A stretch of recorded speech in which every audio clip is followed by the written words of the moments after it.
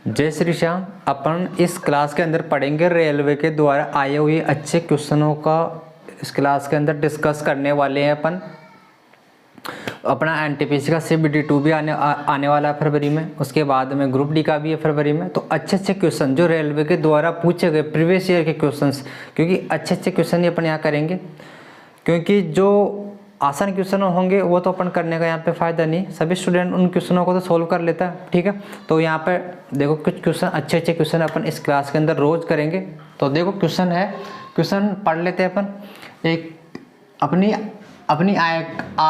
कुल आय में से सेम कर और किराए पर 35% खर्च करता है और शेष का 40% भोजन और खरीदारी पर खर्च करता है और शेष का आधा भाग वह अपने बच्चों की फीस पर खर्च करता है और शेष बचाता है जो 17,550 है। तो ज्ञात कीजिए कि उसने भोजन और खरीदारी पर कितनी राशि खर्च की। ये क्वेश्चन है।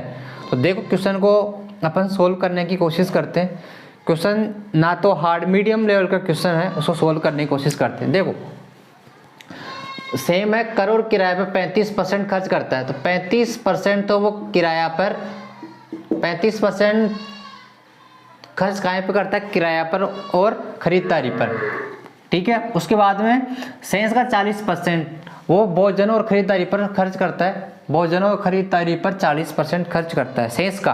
तो 35% तो उसने कर और किराया पर खर्च कर दिए, तो शेष कितना बच गया? आप बोलोगे 100% में से 35% उसने किराया पर और कर पर खर्च कर दिया, तो बच गया 65% बच गया। और 65% शेष है, तो शेष का 40% मतलब इसका भी 40%, इसका 40% किस पर खर्च कर रहा है? वो भोजन और खरीदारी पर खर्च कर रहा है। तो इसका 40% कितना हो जाएगा? आप इसका 40% कितना हो जाएगा? 26% हो जाएगा। तो 26% मतलब 26% वो किस पर खर्च कर रहा है? भोजन और किराया पर खर्च कर रहा है। उसके बाद में बोल रहा है क्वेश्चन आगे कि शेष का आधा भाग वो अपने बच्चों की फीस पर खर्च कर रहा है। तो शेष का अब फिर शेष बोला है, फिर शेष बोल रहा है, ठीक है। तो फिर शेष बोल रहा है, तो इसका आधा, शेष का आधा। तो अब आधा कितना?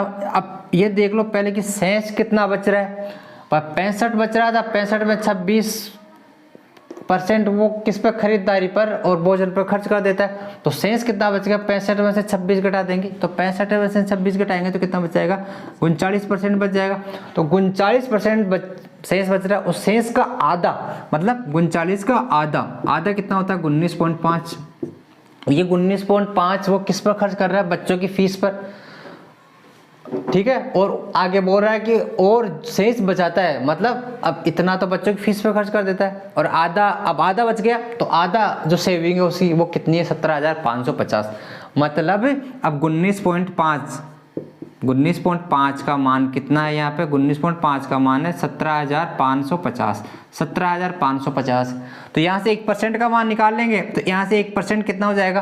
तो यहाँ पॉइंट का यहाँ पे 0 लगा देंगे। यहाँ पे पॉइंट का 0 भी नहीं लगाते तो भी इसको सोल्व करेंगे, तो यहाँ पे कितना आ जाएगा? यहाँ पे आ जाएगा 900 आ जाएगा। यदि सोल्व करते हैं तो यहाँ पे कितना आ जाएगा? 900 आएगा, ठीक है। 900 आ जाएगा इसको सोल्व कर 1% का मान। तो अपन को क्या निकालना है? तो ज्ञात कीजिए कि उसने भोजन और खरीदारी पर कितनी राशि खर्च की। भोजन और खरीदारी पर, तो भोजन और खरीदारी कौन सी है? ये 26% है। तो 26% का मान निकालना है। तो 26% का मान निकालना है, तो 26% का मान निकालना है। तो 1% का मान कितना है? यहाँ पे 900 है। तो 900 से गुणा इसको कर देंगे, 900 से गुणा करेंगे तो देखो 9 चिंगाड़ी 54, 5 9 दूना 18 और 5 23, तो 2300। ये रुपए उसके क्या होगा? भोजन और खरीदारी पर खर्च की गई राशि यहाँ पे आ जाएगी, ठीक है। आई होप आप समझ गए होंगे क्वेश्चन, ठीक है। अगला क्वेश्चन देखते हैं। देखो दूसरा क्वेश्चन देखते हैं। अनिल अपने मित्र से साधारण ब्याज पर 7 वर्ष के लिए 25,000 रुपये उधार लेता है। यदि भुगतान किया गया कुल ब्याज 15,750 रुपये है तो प्रति वर्ष ब्याज की दर ज्ञात कीजिए। ब्याज की दर आपसे इंटरेस्ट ऑफ रेट पूछी गई है और इसमें क्या है? साधारण ब्याज है, ऐसा ही है। और 7 वर्ष का ब्याज है 15,000, कितना है? 15,750 रुपये। तो इसको सोल्व कर लेंगे। आसान क्वेश्चन है, ज़्यादा हार्ड क्वेश्चन नहीं है। तो ये 15,750 रुपये 7 साल का ब्याज है और आपको भी पता है कि एसआई के अंदर, साधारण ब्याज के अंदर हर साल ब्याज सेम होता है, एक सेम मूलधन पे। तो 7 साल का है तो 1 साल का कितना हो जाएगा ब्याज, तो 7 का भाग दे देंगे इसके अंदर, इस ब्याज के अंदर। तो 7 का भाग देंगे तो 7 दूनी 14, फिर यहाँ 17 हो जाएगा, फिर 7 दूनी 14, फिर 3 बच जाएगा तो 35, 7 बजे 35, इतना हो जाएगा 2250 रुपये आपका 1 साल का एसआई। ठीक है, सिंपल इंटरेस्ट होगा 2250। तो 2250 1 साल का है और उसका मूलधन कितना 25,000 है। तो अपन रेट ऑफ इंटरेस्ट निकाल लेंगे आसानी से, नीचे लिख देंगे अपन 25,000। ठीक है, और परसेंट के लिए 100 से इसको मल्टीप्लाई कर देंगे तो 2 जीरो से ये 2 जीरो कैंसिल हो जाएगा, 1 जीरो से ये 1 जीरो कैंसिल हो जाएगा, और यहाँ से 25 का भाग 225 के अंदर देंगे तो कितना हो जाएगा, 9 बार चला जाएगा तो 9। तो आपका आंसर क्या आ जाएगा, 9 आ जाएगा, 9%। 9% इसकी क्या होगी, प्रतिवर्ष ब्याज की दर होगी, इंटरेस्ट ऑफ रेट होगा 9% का। ठीक है, एक आसान सा क्वेश्चन था, तो ये भी अपन ने इस क्लास के अंदर करने की कोशिश की। आई होप आप इसको समझ पाए होंगे। तो देखो अगला क्वेश्चन फिर देखते हैं।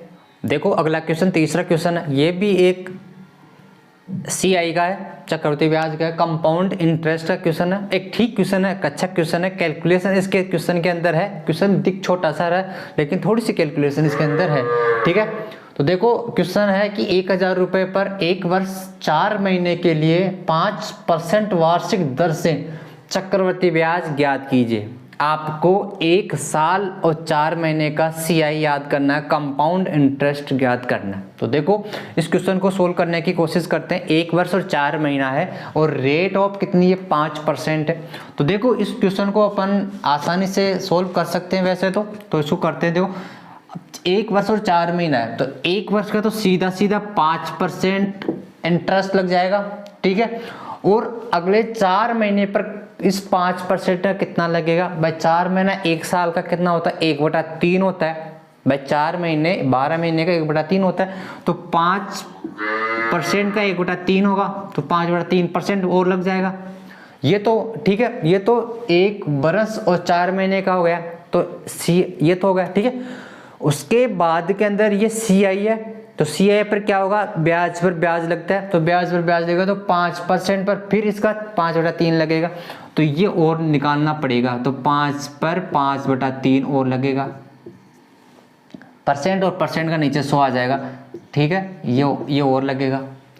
तो देखो कितना हो जाएगा, इसको सोल्व कर लेते हैं। तो यहाँ से देखो 5 और यहाँ पे नीचे 5/3 है, और यहाँ से 25, तो 25 से कट जाएगा 4 बार, तो यहाँ से ऊपर 1 और 4 तिया 12, तो 1/12 नीचे रह जाएगा। ठीक है, देखो ये वैसे मैंने बता दिया, लेकिन ये एक फॉर्मूला भी होता है। फॉर्मूला अपन इसको यहाँ पे A+B 2 साल का एग्रीगेट परसेंटेज इंटरेस्ट निकालने का फॉर्मूला होता है A+B × A × B। वो ऐसे ही आता है। ठीक है, वो ऐसे ही आता है कि A का B परसेंट नीचे नीचे सो आ जाता है। ठीक है, ये फॉर्मूले में ही रखा है मैंने। तो देखो इसको सोल्व कर लेते हैं अपन अब। तो यहाँ पे एलसीएम 12 आ जाएगा, तो यहाँ पे तो ये 12 पंजे 60 हो जाएगा, और यहाँ से कितना हो जाएगा, यहाँ 4 पंजे में 20 हो जाएगा, और यहाँ से 1 आ जाएगा, तो कितना हो जाएगा 60 और 20 80 और 1 81/12%। ये इतना परसेंट आ रहा है, इतना परसेंट होगा इसका चक्रवृद्धि ब्याज 1 साल और 4 महीने का 81/12। तो अपन इसका निकाल लेते हैं 1000 का। ठीक है, 1000 का 81/12 निकालना अपना परसेंट। तो देखो यहाँ से सोल्व कर लेते हैं, 4 से 4 × 12, और यहाँ से 25 250 बार चला जाएगा। ठीक है, 250 बार चला जाएगा, और उसके बाद में देखो और परसेंट है तो परसेंट नीचे 100 भी तो रखना पड़ेगा ना अपन को, 100 भी रखना पड़ेगा। तो देखो यहाँ से 25 से 4 बार और 25 से ये 10 बार चला जाएगा, और उसके बाद देखो 3 से जाएगा ये, तो 3 से कितना बार, 3 दूनी 6, और यहाँ से 2 21 हो जाएगा, 2 21 और 21 हो जाएगा, तो 3 7 21 हो जाएगा। तो देखो ये कितना हो जाएगा, यहाँ 27 और यहाँ पे 10 है तो 270 हो जाएगा, और नीचे यहाँ पे 4 बचा है तो 4 का भाग देंगे तो देखो यहाँ से 4 छिक्की 24 और 3 बच जाएगा, 30 हो जाएगा। 4 7 28 और 2 बच गए, तो 0.2 का 20 और 4 पंजा 20, तो इतना रुपए आ जाएगा आपका आंसर। ये क्या होगा आपका CI हो जाएगा 1 साल और 4 महीने का 1000 का 5% की दर से आपका कितना हो जाएगा 67.5 रुपये आपका CI होने वाला है। ठीक है, आई होप आप समझ गए होंगे इस क्वेश्चन को। इसके अंदर आपको एग्रीगेट परसेंटेज निकाल कर उसका जितनी भी मूलधन उसका उतना परसेंट अपन को निकालना था, यही अपन को सवाल के अंदर करना था, वो अपन ने किया और अपना आंसर आ गया। आई होप आप समझ गए होंगे। ये रेलवे में आए हुए क्वेश्चन ही है जो अपन यहाँ पे डिस्कस कर रहे हैं, और ऐसे ही क्वेश्चन अपन डेली डिस्कस करते रहेंगे। ठीक है, आज के लिए अपन इस वीडियो को यहीं विराम देते हैं।